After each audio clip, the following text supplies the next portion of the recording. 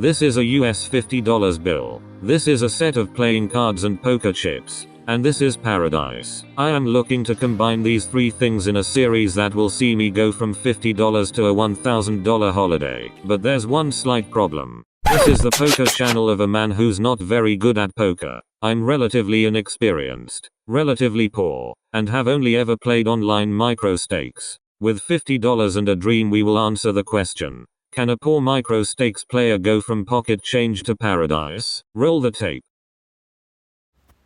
So we're starting off with 2p, 5p cash games, trying to manage the bankroll. Let's get into it. First hand, no time to waste, straight into the pocket aces, and quick to see an initial open.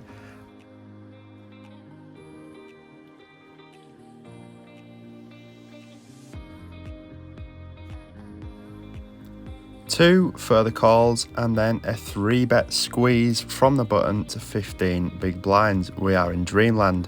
I'm thinking about going to obviously double the 15 big blinds, sort of high 30s in terms of big blinds or low 40s. At this point I sort of think that's about 40% of my stack, and although it's unorthodox, I decide I'm just going to rip it all in. 4 customers, the big blind was obviously still left to act at that point as well, so we ship it all in and see a call. Pocket kings, fantastic situation, huge advantage. The flop's safe, the turn brings in the chance for the nut flush, and we are safe. £3.50 or $3.50 profit, and a fantastic start for us. Other table now, and not much happening until we pick up ace king suited in the small blind. We're seeing an initial open of 2.4 big blinds or only 12p at these stakes, and we are quick to squeeze from the small blind, charging him 5 times his initial raise, and we get a snap call.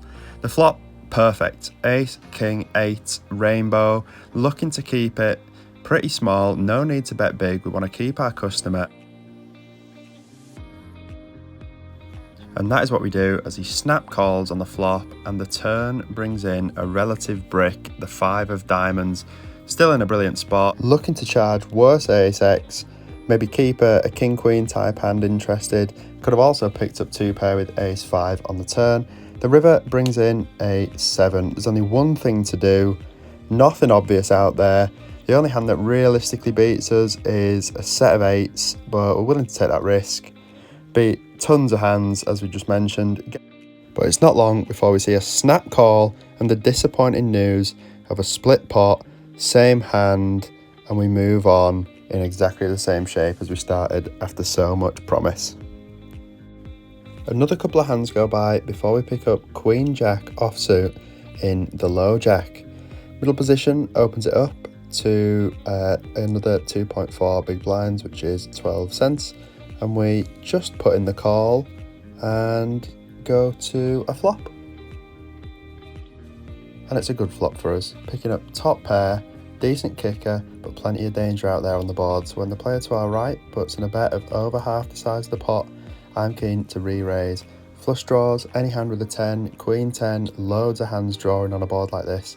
So we re-raise and quickly see a fold. Things would have only improved for us though, as the next card to come would have been a jack, but happy taking it down and winning a decent pot.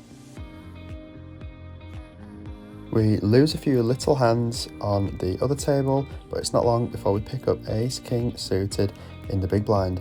We see an open of 3.4 big blinds, which is an unusual sizing to open with from middle position. We get a caller in the small blind, and I am of course looking to 3-bet in the big blind with my ace king suited. We see a very quick 4-bet from the initial raiser, and we have no choice but to shove it all in and hope for the best once again. Snap called, and we see the bad news. We are bang in trouble against pocket kings, 34% equity, only goes down on the flop, goes down further on the turn. It's a deuce to make a straight, or an ace to bail us out. Otherwise it's a $4 loss, which is detrimental to the start of this challenge. Ace on the river, huge moment at the start of this challenge. A loss there would have taken the session to a slightly losing one, but instead we are up in a big way. And things only keep improving when once again we see pocket aces. and open from the cutoff. There's only one thing for us to do in the small blind, and that is raise it up again, charging a premium of 4 times his initial raise, as we would normally do in the small blind out of position. 7-4 deuce with 2 spades. We have the ace of spades blocking the nut flush, so there's no real obvious danger here. We bet small, inducing a call, and that's exactly what happens. The turn brings the 4 of hearts. Now, watching this back, I'm unsure on my turn sizing here. I go for 3/4 of the pot, wanting to charge any smaller overpairs with a view to getting them all in on the river. But when I see a snap fold, I wonder if just less than half pot or even a third would have been more effective here. Feel free to let me know in the comments what you would have done.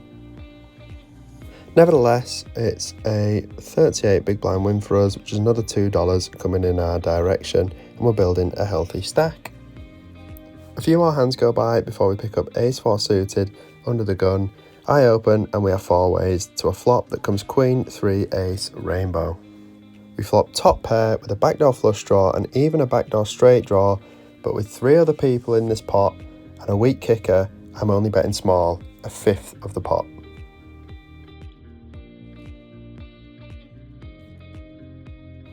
We remain 4 ways to the turn that comes the 2 of diamonds. We now have the weakest possible top pair hand, and so I check it back.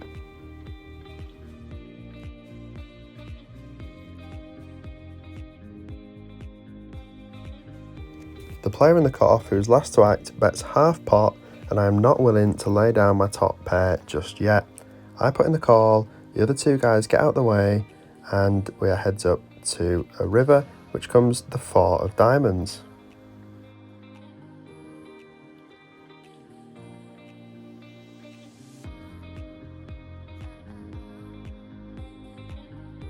When we pick up 2 pair here, I choose to lead for just less than half of the pot. I'm looking to target any other ace-x hand other than ace-queen or ace-5, really looking to maximise our value despite the potential of him rivering a flush.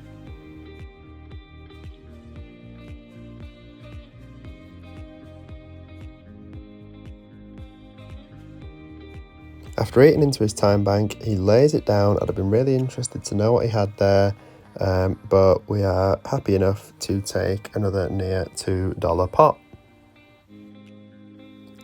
Still slightly below the $5 stack that we started with on table 1, and we see Queen Jack-O again, this time from under the gun +1, and I open.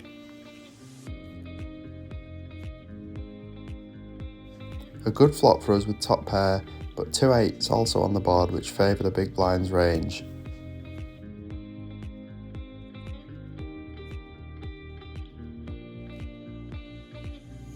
Still, I decide to check it back, hoping to get the turn bet that we see here. I'm just happy to call and see what the river brings. And the river completes a full house for us.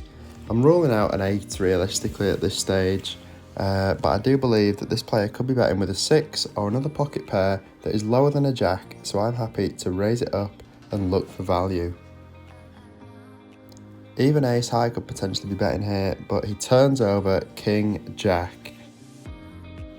After another chop pot, we move over to table 2 and get involved with a weaker hand, 8-4 suited.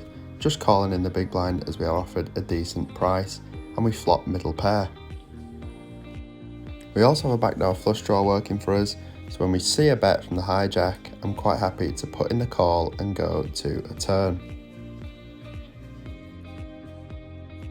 The turn brings the deuce of spades, which should change absolutely nothing for either of us. He slows down here, betting less than a third, having bet 3/4 on the flop, so I'm feeling pretty good about our situation as we see another deuce on the river.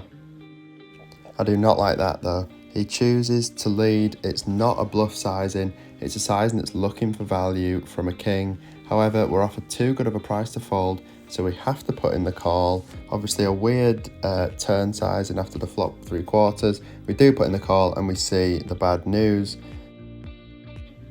That's another hand I'm unsure of there, as although we were offered a good price with middle pair on the river, I'm not sure if maybe that is a hand that we could have got away from. Again, let me know what you think in the comments.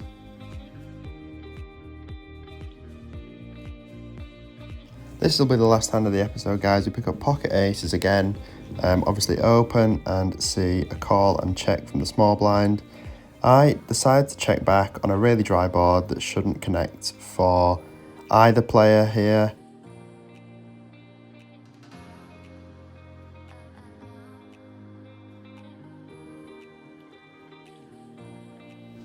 He checks it over once more, and now I have to start looking for value. So I put in a bet, but we see a fold. And with that, a slightly anticlimactic end to episode 1.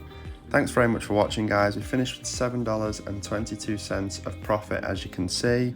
And I hope the video was okay. Obviously, it's the first time I've made a YouTube video, so I appreciate that the order of the clips might have got a bit jumbled up. We actually finished with a really healthy stack, but I don't think that was shown in the clips towards the end.